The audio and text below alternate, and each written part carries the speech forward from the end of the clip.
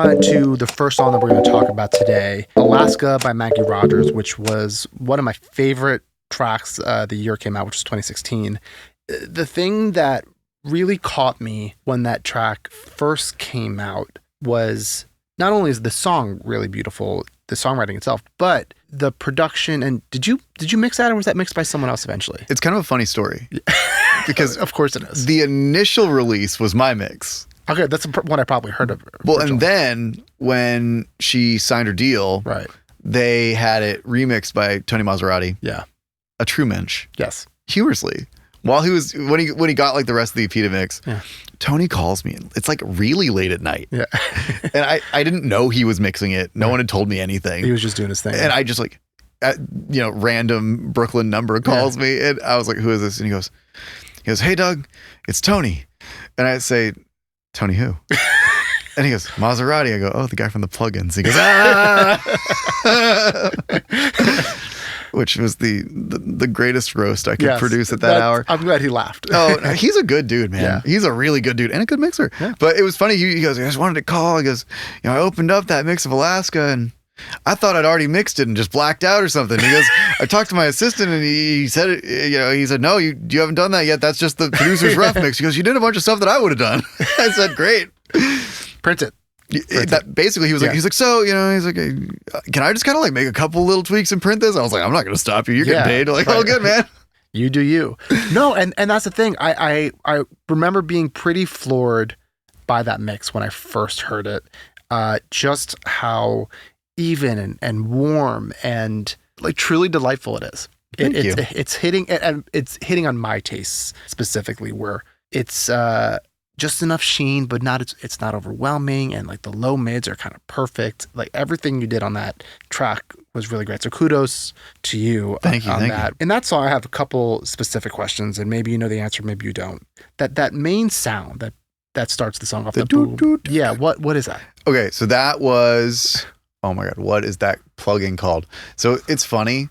So many of the sounds on that, I don't even have the plugins anymore. Like, right. I've just like grown out of them. But there was a plugin by Tone 2 called Saurus. Oh, never heard of that. I have no idea what the deal with it was. It was like kind of like maybe it was like an additive kind of analog style synth. Yeah. But they had some great presets, and I was flipping presets. There you go. And that was the first thing that went down.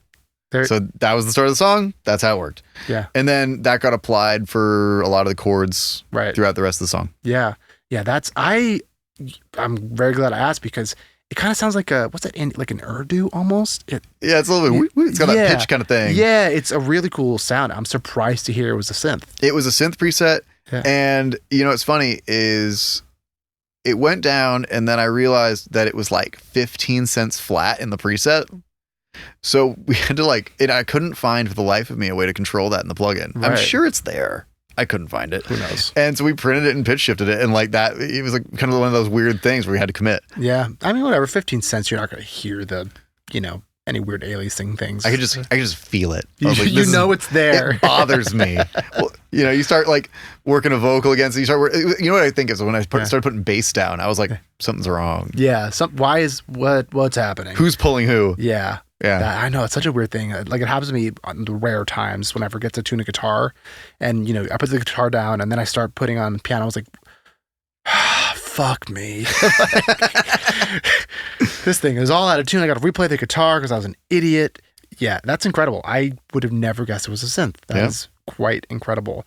The other thing that I've always really admired about that song, and I don't know if you remember this, but the snare.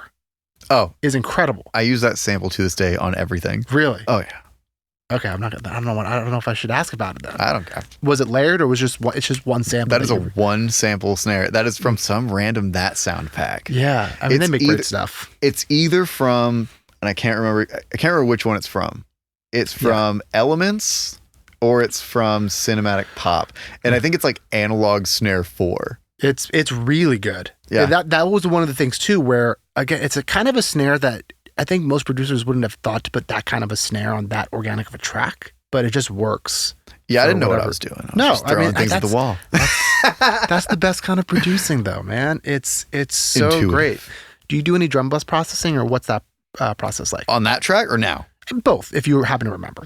It's probably not that different. Right. You know, I think I'm doing more drum bus processing now, but I also think that like that's sort of dictated by the trends that have happened since then. You know, I think that now if I was to deliver the Alaska files to a mixer, they would process it so much harder. Yes. Just based on the trends. And the pressure to be so much more dense is a lot stronger. Yeah. Like there at that time I was using like the Waves 2500, the API compressor a lot, and like a Pro L. Yeah. And those were like my big dynamics control things. And I think those are probably on that track. Yeah. I haven't looked.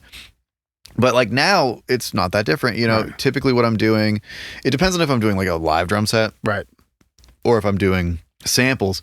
Things that kind of come into play variably, I'll still use the 2500 a lot. I like the 2500.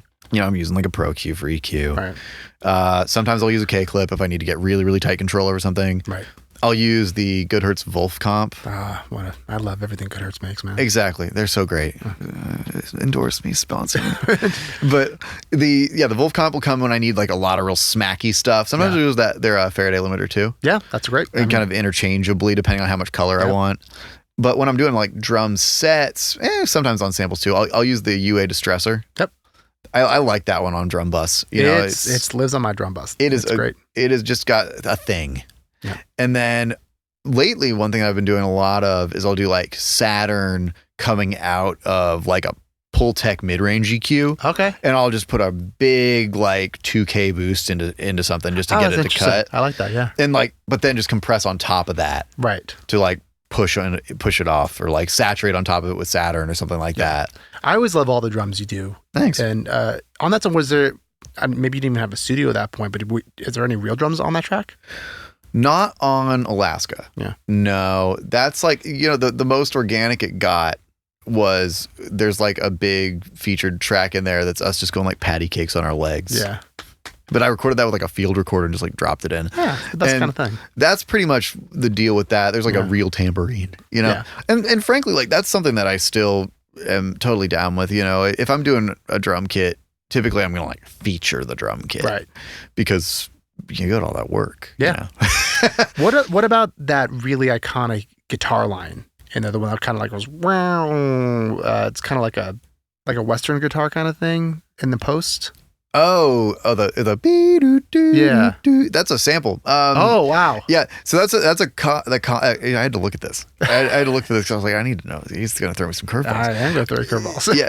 No, that one, the be-do-do-do-do, that's I was in a studio at some point prior to that, and they had one of those like Casio toy keyboards, but not the SK1 that everybody has. This is like it's even just another random one, even smaller. Yeah. Oh wow. And it had a preset on it. I think it was called like Wizard or something like that. It was like a really weird name. I was like, I gotta check that out. And I recorded off the internal speaker on my phone. Yeah.